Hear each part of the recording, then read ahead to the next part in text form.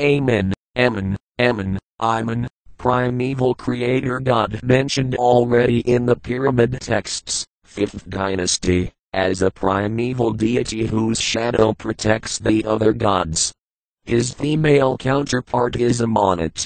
He is often called the hidden one, which shows an association with invisibility. The ancients regarded him as being behind and in all things, a deity too complex to describe in one name or even possible to depict in his true form. Therefore another name was he who abides in all things. Hidden of aspect, mysterious of form, or the bat of all things are other epithets. They also called him Asherinu, which means rich in names. Amon and the Ogdod.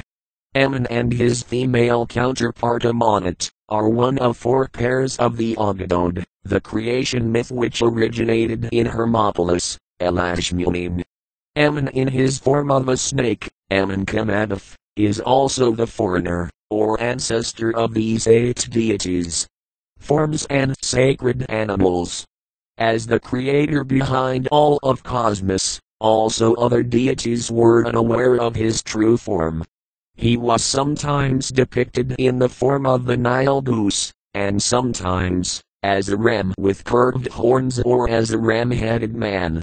These 2 animals, the goose and the ram, were sacred to him, and therefore never offered. The connection with the goose might come from the creation myth about the Genjin, where means great hunker or great tackler, the goose which carried the egg from which life came forth, and indicated Amon as a creator god, while the ram acute accent s creative energy indicated him as a fertility god. As Amon he was also shown in a Tifelic form. Another frequent image of Amon shows him in human form, with 2 tall plumes on top of his head, seated on a throne. His skin is blue like lapis lazuli, which was a highly treasured, semi-precious stone, and he is wearing a short kilt. On top of his crown are 2 tall plumes, signifying him as a sky deity, and it is said that he was as invisible as the wind. Amun-Re. Already in the 11th dynasty, Amon was merged with the royal sun cult of Re in Heliopolis. His importance grew and he was imported at Thebes, where he became Amun-Re, the sun god, or the king of the gods. Which title appears for the first time in Dine 12. This was an effort at making Amon the most important of all deities and to link him to the kingship, as being the divine father of the ruler. Many kings called themselves Merry Amon, beloved of Amon. Though he was the high god, he also was a deity to whom the commoner could turn to in times of need.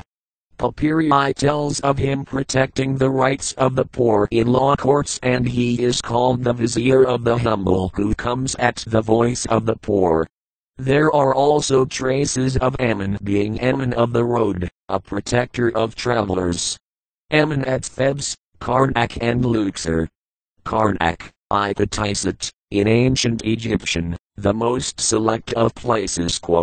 Consists of 3 main precincts, for Amon, Mud and Konsul, which form the tribe of Karnak.